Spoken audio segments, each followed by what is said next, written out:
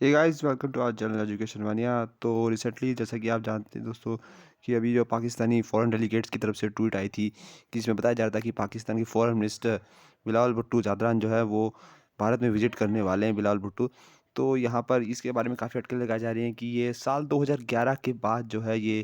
India Pakistan के relation की history में यहाँ पर तो पहली बार होने जा रहा है कि ये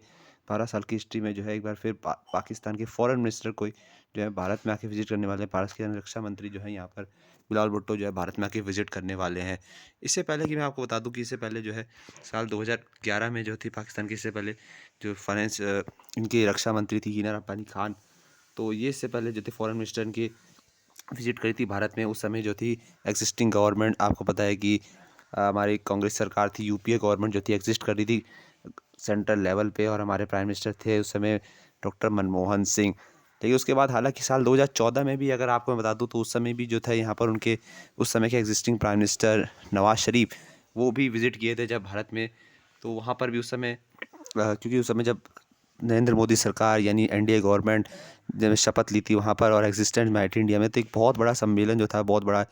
एक पार्टी सम्मेलन आयोजन हुआ था जिसमें सारी सार्क नेशंस की जो कंट्रीज थी उनको इनवाइट किया गया था। और उसमें पाकिस्तान के प्राइम मिनिस्टर भी आप जो थे साफ साफ अगर आप उस सम्मेलन में देखे जा सकते हैं, और वहाँ पर उन्होंने भी जो है वो बधाई दी थी। वहाँ पर सभी वहाँ के जो प्राइम मिनिस्टर्स, पड़ोसी prime minister south east Asian countries के, उन्हें प्रधानमंत्री नरेंद्र मोदी के प्रधानमंत्री बनने पर उनको वहाँ पर बधाई पार्टी थी। नाउ अब यहाँ पर ये कहानी जो है बहुत ज़्यादा फिर से फैल रही है, यहाँ मुद्दा उठ रहा है कि क्या पाकिस्तान के फॉरेन मिनिस्टर अगर भारत आते हैं तो क्या यहाँ पर फिर से कोई रिलेशंस में, भारत पाकिस्तान के रिलेशंस में या उनकी ट्रेडिंग में कोई यहाँ पर इफेक्ट पड़ेगा, क्या फिर रिलेशंस यहाँ पर बढ़िया होने वाले हैं। लेकिन उससे पहले यहाँ पर सारी बात करने से पहले बता दूं कि यहाँ पर अगर आपने चैनल को सब्सक्राइब नहीं किया है तो चैनल को सब्सक्राइब कर लें एजुकेशन मान्य के नाम से, क्योंकि आपको तमाम ऐसी अपडेट्स जो है आने वाली जो जितनी भी अपडेट्स और फ्री कंटेंट एजुकेशन का हम आपको प्रोवाइड कराते हैं वो आपको रेगुलर प्रोवाइड मिलता रहेगा ना। अब यहाँ पर कहानी किस बात से यहाँ पर इतनी फैली जा रही है, तो मैं बता दूँ यहाँ पर जो है संघाई कॉरपोरेशन की मीटिंग SCO ये जो है यहाँ पर ये हेल्ड होने वाली है 4 से 5 मई में, जो है ये भारत में गोवा में ये जो है इसका आयोजन होगा और ये भारत होस्ट करने वाला है इस बार। अब बहुत अटकलें लगाई जाती थी कि पाकिस्तान के यहाँ से जब पाकिस्तान का जब दोगलापन यहाँ पर फिर नज़र आता है, हिपोक्रेसी के, यही पाकिस्तान था जिन्होंने के खुद के इनके जो फॉरेन मिनिस्टर थे बिलावल भुट्टो, उन्होंने खुद कहा था कि वो कभी भारत विजिट नहीं करने वाले हैं। जिस तरह से अनलाइकली कंडीशंस भारत में हैं और जिस तरह से अगर भारत अपना स्टैंड नहीं, सॉफ्ट स्टैंड नहीं लेता है, सॉफ्ट कॉर्नर नहीं बनाता पाकिस्तान ने, तब तक वो विजिट नहीं करेंगे। लेकिन अब जो है स्थिति ऐसी आ गई है कि उन्होंने खुद जो है इस बात को कबूला है कि वो इस SCO संघाई कॉरपोरेशन ऑर्गेनाइजेशन में यहाँ पर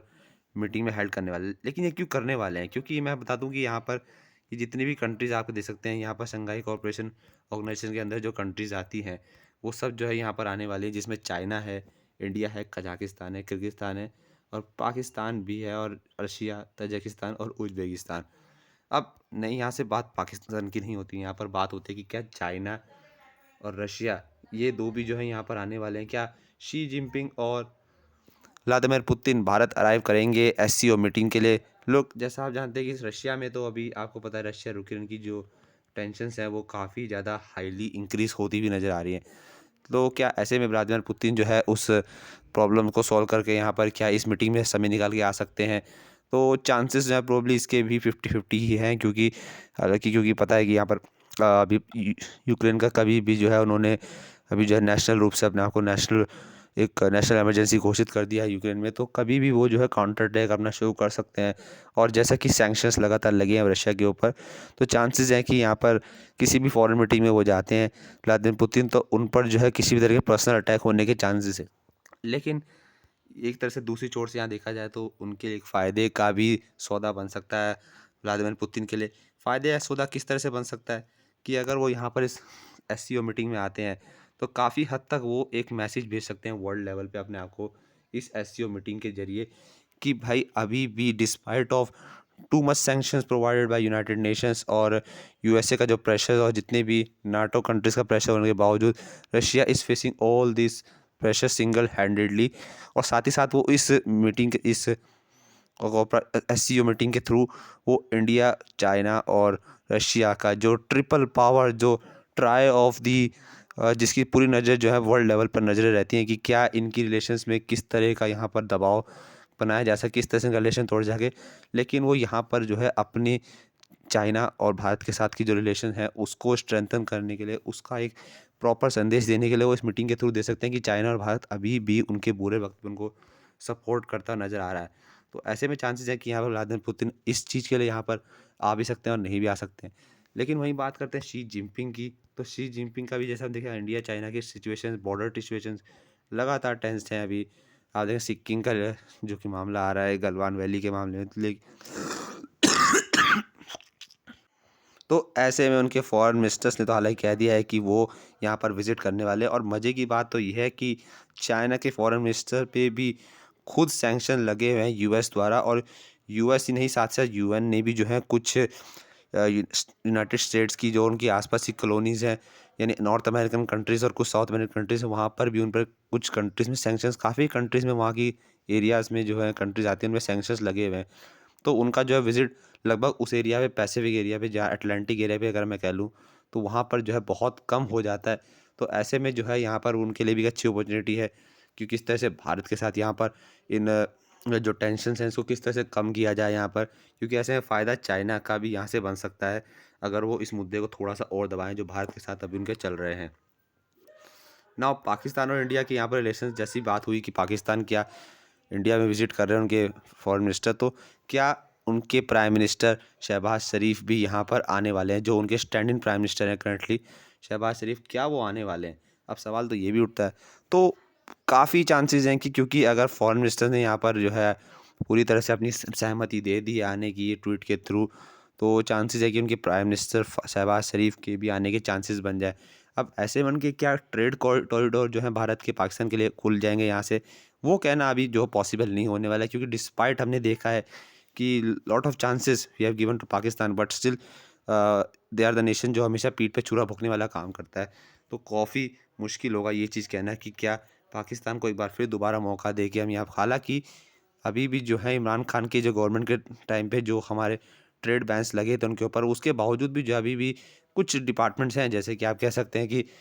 मेडिकल डिपार्टमेंट्स में, फार्मास्यूटिकल्स में अभी भी जो है भारत के लगभग $1.35 बिलियन का जो मेडिकल यानी दवाई फार्मास्यूटिकल ट्रेड है वो अभी भी पाकिस्तान में होता है। तो कुछ डिपार्टमेंट्स अभी भी ट्रेड होते हैं, लेकिन मेजर डिपार्टमेंट्स में एग्रीकल्चर डिपार्टमेंट जो कि हो गया इंफ्रास्ट्रक्चर के लिए, मैकेनिकल डिपार्टमेंट, वहाँ पर जो है उसमें ट्रेड्स जो हैं अभी भी बैन हो रखे हैं। तो क्या वो उस चीज़ में जिस जिस मौके के लिए यहाँ पर उनके फॉरेन मिनिस्टर और जिस मकसद से वो यहाँ आने वाले हैं, क्या उस मकसद में कामयाब होंगे? तो काफ़ी इंपॉर्टेंट बन जाता है, क्योंकि अभी रिसेंटली इंडिया में भी जो है आने वाले 2024 में द बिग ग्रैंड इलेक्शंस होने वाले हैं, लोकसभा चुनाव। तो ऐसे में पाकिस्तान भी जानता है कि किस तरह से उन्हें यहाँ पर इस चुनाव पे भी उनकी नज़रें काफ़ी बनी रहेगी। बिल्कुल भारत में जब जब जनरल इलेक्शंस होते हैं, और पाकिस्तान भी खुद जो है अभी अपने इलेक्शंस नहीं करा पा रहा है 2023 में, जो उनके मई में पारंपरिक तौर पे अभी मई में उनके जो है जनरल इलेक्शंस होने, लेकिन क्योंकि बिकॉज ऑफ द फेयर कि उनके मन में भी फेयर है कि क्या इंडिया जो है प्रॉपर कोई ऑल आउट सर्जिकल स्ट्राइक यहाँ पर डाल दे, या फिर ऑल आउट वॉर कहीं अगर वो क्रिएट कर दे पाकिस्तान के लिए, तो वो पाकिस्तान के खिलाफ तो बड़ी मुश्किल है, क्योंकि अभी उनके पास चुनाव के लिए जो है यहाँ पर बजट जो है वो उनका पूरा नहीं हो पा रहा है। तो अगर कहीं चुनाव हो जाते हैं, तो उस सिचुएशन में अगर कहीं war out all out war का इंडिया की तरफ से डिक्लेयर हो गया, तो ऐसे में उनकी देश को जो है पूरी तरह से जो है मौत के मुंह में ढकेलने वाली बात हो जाएगी वो उनके लिए। तो काफ़ी धर्म संकट की स्थिति तो बिल्कुल है पाकिस्तान के लिए। लेकिन अब यहाँ से देखना ये है कि किस तरह से इन रिलेशंस को यहाँ पर क्या इम्प्रूवमेंट यहाँ पर करने में सफल होती है पाकिस्तान एससीओ मीटिंग के थ्रू, वो तो आपको जाना जाएगा।